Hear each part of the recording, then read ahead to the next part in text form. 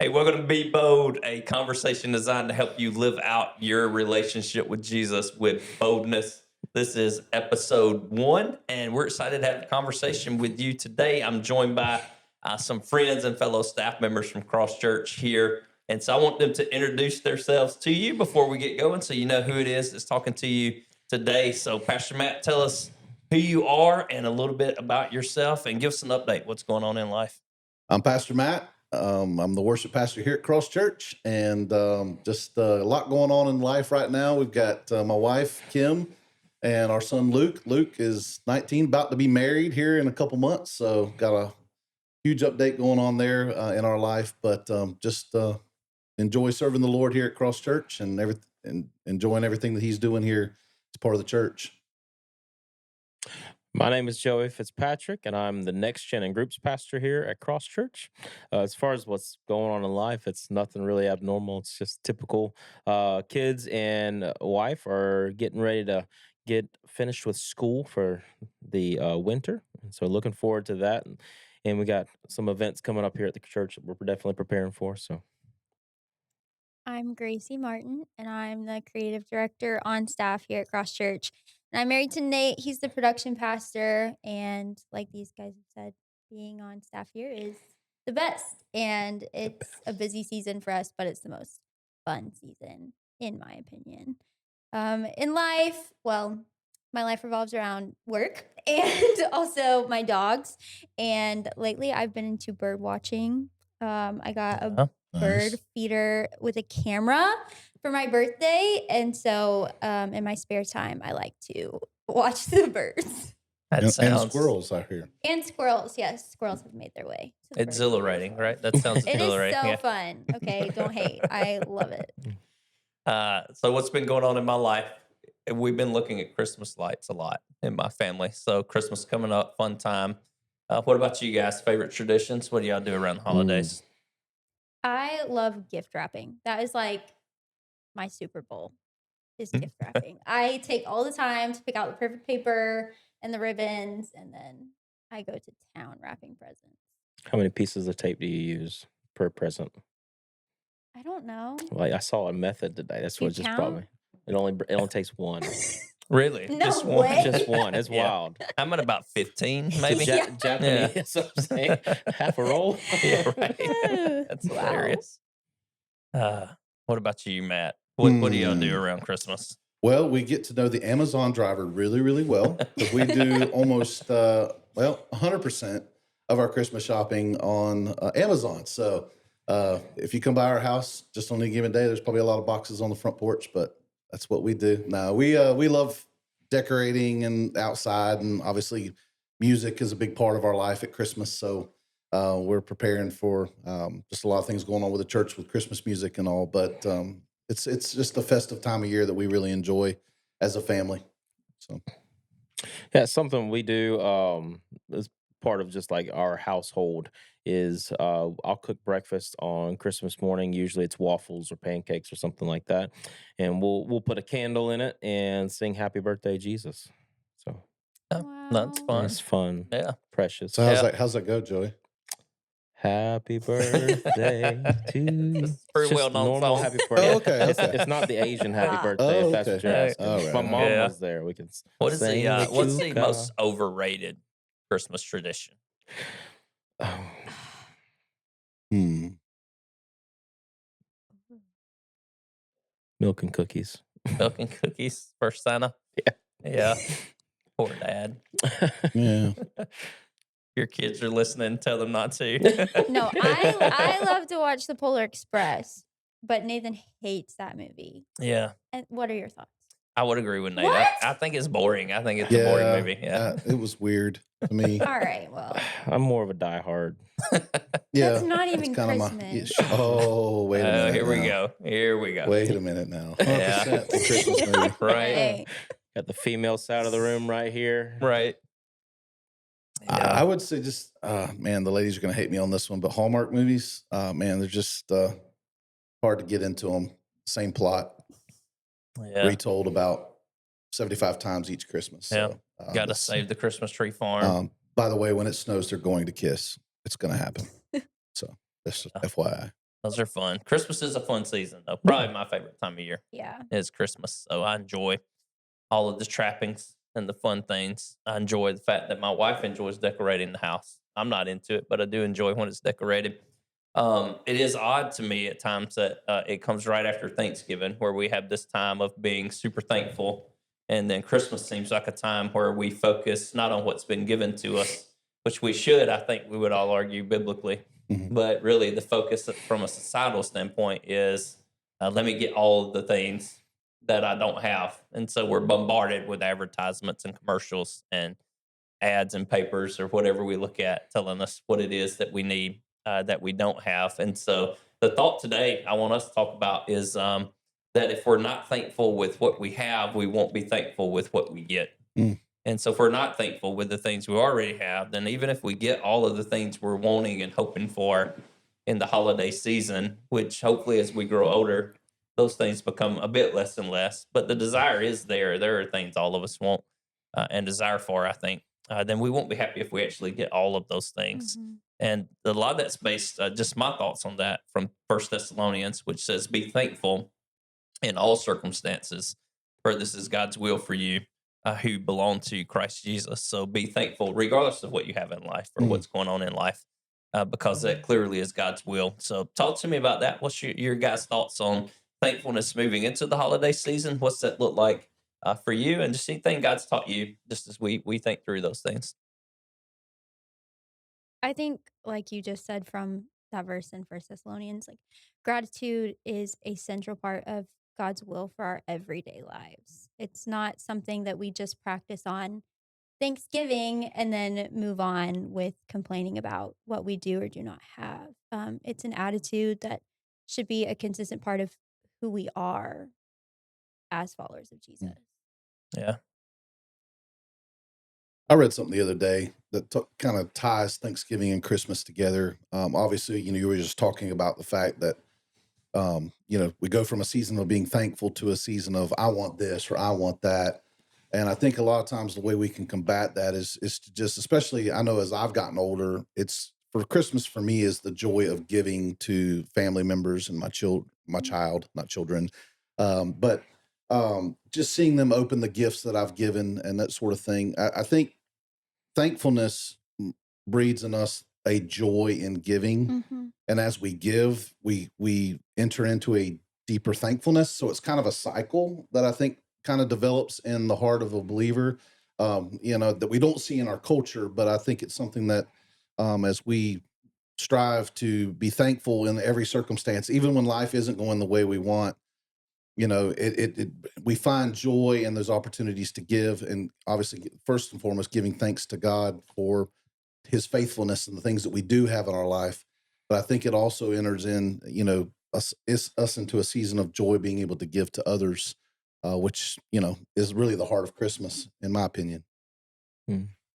Yeah, I think when you think about thankfulness, I mean, there's got to be something that you're thankful for if you're going to be a thankful person or have gratitude. There's something to be grateful for, and I mean, especially when it comes to Christmas time, we all know. I mean, the classic saying or cliche is, he's the reason for the Mhm. season, and all Mm. that kind of stuff. But in all actuality, he is right, Mhm. and even beyond just the gift of Jesus Himself, we have so much. To be incredibly thankful for, and so much that God has blessed us with. And if we truly believe Scripture says that all blessings ultimately come from the Father. And so, yeah, I think it's just same thing as what they're saying. It's just part of who we're supposed to be as followers of Christ. It's because we've been given so much. Mhm. So Yeah, I think that passage in Thessalonians clear, right? Where it's like, this is God's will for you. Mhm. Right. Like, you Yeah. don't have to think about it or It's pray about it. it's in black Yeah. and white. Yeah, it's right there. And it's impossible, I think, to remove thankfulness from contentment. Mm. But those things in my mind go hand in hand. That if you're not content with what God has blessed you with, then you won't be thankful because you'll always be focusing on what you don't have. And something a guy taught me years ago was you can be content in your circumstances without being content with them. In other Mm. words, you can still want to do better and accomplish more and move the ball down the field if you want to use some sports terminology. But you can also at the same time be thankful and grateful for what God has given you now. So how do you do that? What's that look like in your life as far as being thankful regardless in the all circumstances part, regardless of whether things are going great or bad or somewhere in between. What's it look like for you to practice thankfulness and have a spirit of thanksgiving? Well, I think you said it right there. Practice in and of itself is really it means discipline. You discipline yourself to kind of look beyond your circumstances, and you remind yourself daily of the things that you have to be thankful for. So I think this is something that you can do in your prayer life. I think it's something that you can do in your quiet time with the Lord, rather than always focusing on the things you don't have. Focus on the things that He has done that have been a blessing to you in your life, answered prayers. So maybe keeping a prayer journal and having moments where you can look back over answered prayers and see specific times that God's been faithful to answer those moments in your life where there was a need. Just being thankful for being able to get up out of bed, thankful for running water. All these things that we tend to take for granted are blessings that we have daily that we can give thanks for. And I think, when we begin to give thanks, regardless of our circumstances, it begins to shift our focus off of what we don't have, and reminds of us of His faithfulness and His love for us. Yeah.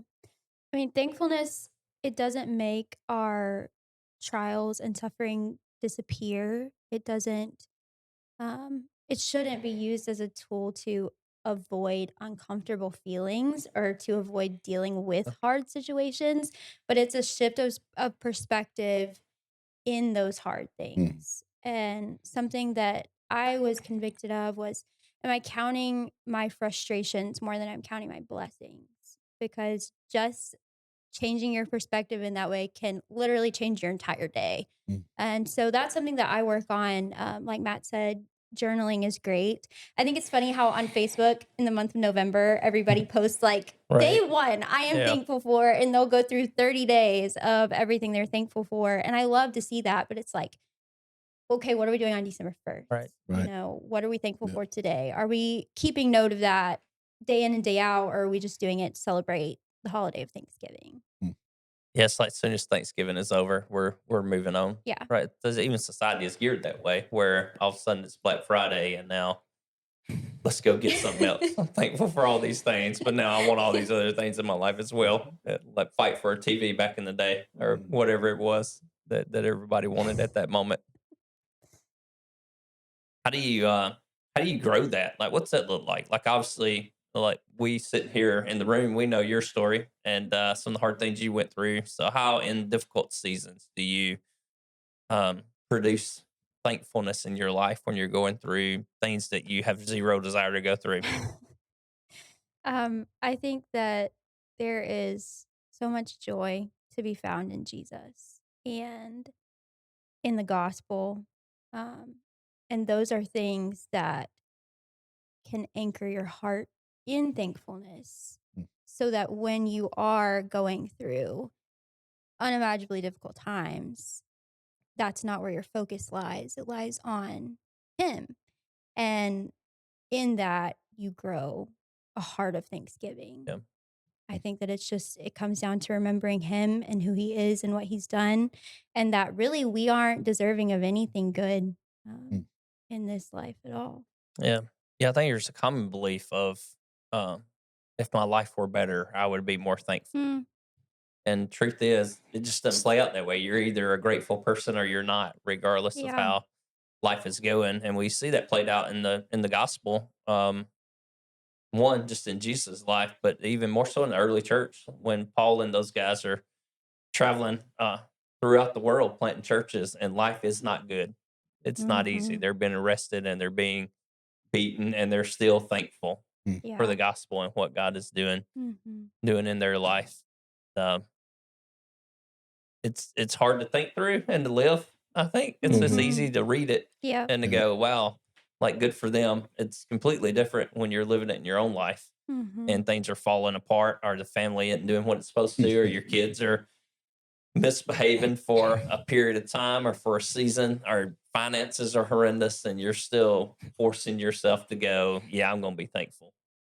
Yeah. That is something I was challenged recently with some guys that I meet with, was to begin my prayer time that way Mm. by jotting down 3 things every day you're thankful for. but that's how you start your time with God. And I remember thinking, yeah, I'll run out of stuff pretty quick. Like I'll do it, but within a week or two, I'm just going to be repeating things, and no, it's new. Like His mercy and His gifts are new every Mhm. morning, Yeah. and so there's something new every day to thank Him for. What kills thankfulness? Entitlement, I Yeah, would that's a big one. say. Yeah, Yeah, that's huge. And I think that our society is very entitled. Like we're talking about with the whole Christmas thing, like, okay, well, what can I get out of this season? What's there gonna be for me? yeah, When, it's not about us. right.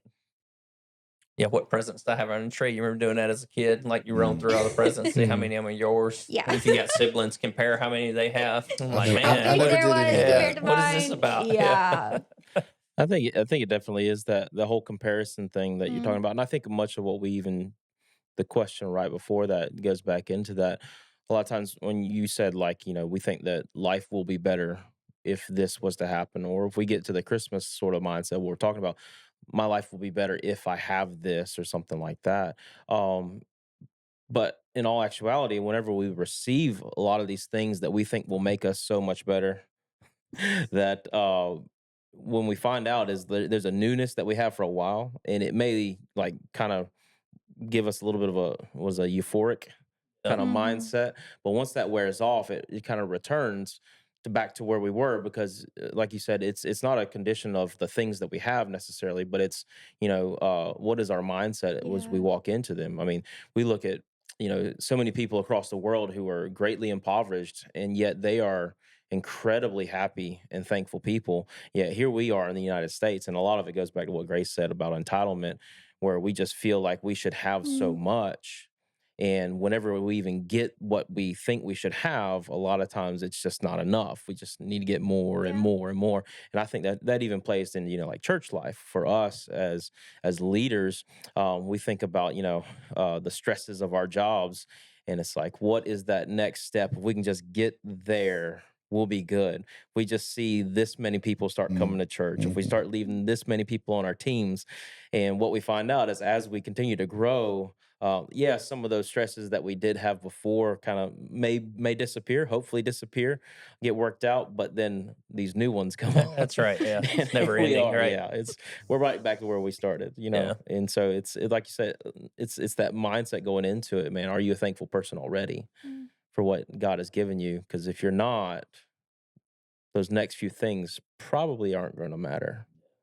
It's then not, you just keep chasing, right? yeah, Like it's not. it never ends. You hit that one goal, and then there's the next, mhm. next, Mhm. next, or you get that euphoric moment from buying something you've always wanted, and then that wears off, and so you buy the next thing you always wanted, Mhm. and then you got to deal with paying your credit card Social at media some feeds point. greatly into this. Yeah. Yeah, yeah, yeah. How so?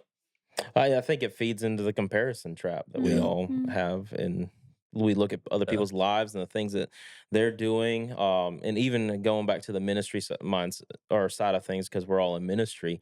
We look at other people's ministries and how they are leading them and what they're doing. Of course, we see the highlight reel on social media, Right. and not the actual, Mhm. behind the scenes, grinding it out each and every day work that it takes. So. I think social media in of itself has obviously many, many wonderful factors, but it definitely Mhm. feeds into that comparison that we all tend to struggle with. And I know it's just one of those things that at times I even have to just turn it off Mhm. because I'll find myself kind of venturing away from spending time like I should be, focusing on the things of the Lord, and I'm comparing my life to someone else's life who completely irrelevant to the life that I'm living or to desiring to live for the Lord. So I think sometimes social media is one of those things that at certain times of the year, it may be a good thing for us to turn it off and to part of that discipline thing, go back and make sure that we're really spending time just thanking the Lord for the things that He has done for us. Because I think when we tend to take our eyes off of Jesus and we look at all these other things, that's where we go astray, Mhm. and that's where thankfulness starts to go. Pride enters into the equation, and all these prideful things that we want to have for ourselves and build for our families, and all these types of things. Well, maybe in and of themselves, those things aren't necessarily bad. They're not necessarily what God desires for Mm, us to be focusing on and doing. So I think a lot of times it's the comparison I think I agree with Joey. It's probably the biggest Mm. killer of thankfulness. And those are good. I like how we sometimes over spiritualize the things we want. Right. Like, Lord, if you give me that boat, I'll use it for ministry, right? Hey. Joey's like, yeah. If anybody's listening wants to give a boat to Joey, I You think know, I think he's ready right now. What are some disciple- tips on being discipleship tool, man. some more tips on being thankful? I've something I've tried to put into my own life is being specific, not just my thankfulness with God, but my thankfulness with other people. Mhm. Because I do think it's even easier at times for me to write in a journal and go, God, thank you for, and maybe even mention somebody than it is to walk to their office or to meet them for lunch and go, hey, I just want to tell you how grateful I am for you right now. But Mhm. then be specific. Like it's easy to go, hey, I appreciate you. And we probably all say that a lot to people we lead or people in our families. It's a little bit more difficult to go, hey, let me tell you why, like Yeah. why I'm grateful for you right here in this moment. You guys struggle with that? Something I like to do is handwrite notes to people just to say thank you because that kind of forces me to Yeah. really elaborate on why I'm thankful because it is hard, like it's easy just to say, hey, thanks for being you, like, thanks for Yeah. doing this, but to really take a second and say, no, like, this is what I appreciate about you. Mm. And so that's something that, like, I started doing last year is just writing thank you notes and being really thoughtful in the words that I put in there because I've been given thank you notes like that in the way that they've touched me. Yeah. I want to be able to do that for somebody else, and that is a way for us to practice gratitude every day too. Yeah, and I think being timely in that is important Mm. too, because I think so much of the time we have maybe an event or something where you've seen someone that just went above and beyond. I mean, just knocked it out of the park, and we let 2-3 days go by, and then it almost feels like it was an afterthought. I Yeah. think just being timely and just maybe not necessarily singling them out in front of the crowd because that they don't always like that. That's not always something they really like. But sending that timely text or a thank you or something like that. So I think being specific but also being timely is really really important because if you let too much time goes by, then it feels Yeah. not as genuine, I guess. Mm. Get a thank you note Right. 3 months later. Right, yeah, It's like, just, okay, "Oh, thanks. okay." Really made an impact. Yeah. That's good marriage advice too. Yeah. But when you tell your spouse you love them, it's a lot more impactful to say, "Hey, I love you because," than it is to Mm. just say "love you" when you're walking out the door, which has probably a low feeling, especially the longer you're married. After 20 years, it's just habit, but it's not habit to actually pause and go, Mm. "Hey, I love you because," and then fill in the blank. Or as my spouse, I'm grateful for you because, and very well could transform your marriage, Mm. not just your normal relationships or work relationships or friendships, but relationship with your spouse as well. Any final thoughts you guys want to share?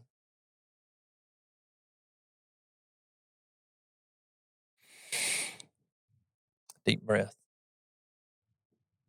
I'm Say it waiting out on loud, something Joey. epic, Yes, Joey. there's something Something there. epic. Something Yeah. is What do working. you have?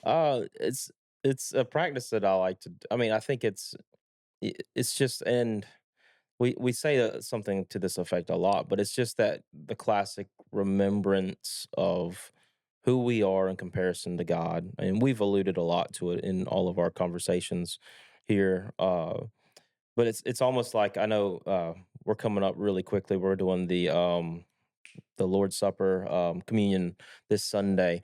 And when you look at the history of that, the whole purpose of that is the remembrance of the sacrifice of Mhm. Christ for us. His body was broken instead of ours because of our sin. Man, he shed his blood for our sin. And when we think back upon that, man, how can we not end up Mm. being grateful people? Yeah.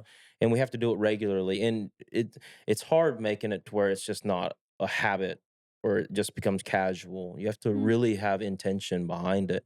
But that's something I try to do even in prayer and stuff, like once a week, twice a week, is to really try to remember back, man, what Jesus did for me and think about the pain that he went through, the anguish that he went through, and the fact that he is God and he didn't need to do any of that. He gained nothing That's right.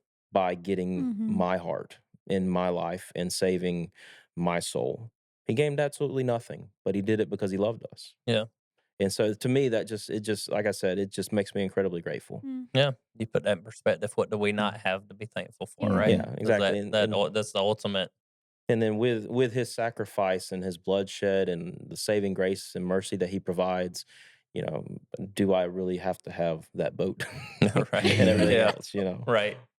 And no. it all began with him choosing to be a part of our world, right? Mhm. Of choosing to enter our world as a baby, which is what we celebrate on Christmas. So Yeah. Merry Christmas to you guys who are joining us. And that's episode 1. If you'd enjoyed this, would you let us know by liking or commenting on whatever platform it is that you are joining us on? That helps us impact more people. And we hope to see you back here for episode 2 in a few weeks. Peace. Gotta have like a catchphrase. Check. That's all, folks. No. No.